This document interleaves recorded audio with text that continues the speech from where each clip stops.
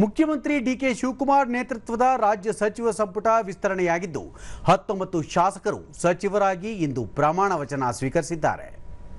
ಲೋಕಭವನದಲ್ಲಿಂದು ಆಯೋಜಿಸಲಾಗಿದ್ದ ಕಾರ್ಯಕ್ರಮದಲ್ಲಿ ರಾಜ್ಯಪಾಲ ತಾವರ್ಚಂದ್ ಗೆಹ್ಲೋಟ್ ಅವರು ನೂತನ ಸಚಿವರಿಗೆ ಪ್ರತಿಜ್ಞಾವಿಧಿ ಬೋಧಿಸಿದರು. ಈ ವೇಳೆ ಮುಖ್ಯಮಂತ್ರಿ ಡಿಕೆ ಶಿವಕುಮಾರ್, ಉಪಮುಖ್ಯಮಂತ್ರಿ ಡಾಕ್ಟರ್ ಜಿ ಪರಮೇಶ್ವರ್ ಸೇರಿದಂತೆ ಹಲವರು ಉಪಸ್ಥಿತರಿದ್ದರು. ಸಚಿವರಾಗಿ doctor Ajay Singh, H C. Balakrishna, K S Basavanthappa, Basavaraja Rayareddy, N Cheluvarayaswamy, Lakshman Savadi, Madhu Bangarappa, S S. Mallikarjun, B Nagendra, M P Narendra Swamy, Puttarangashetty,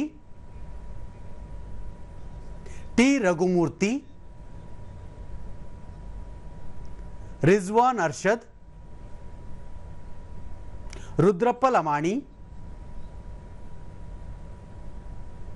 Santosh Lad, K M Shivalingegowda,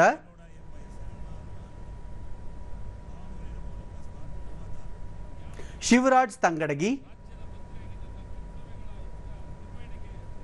Vijayananda Kashappanavar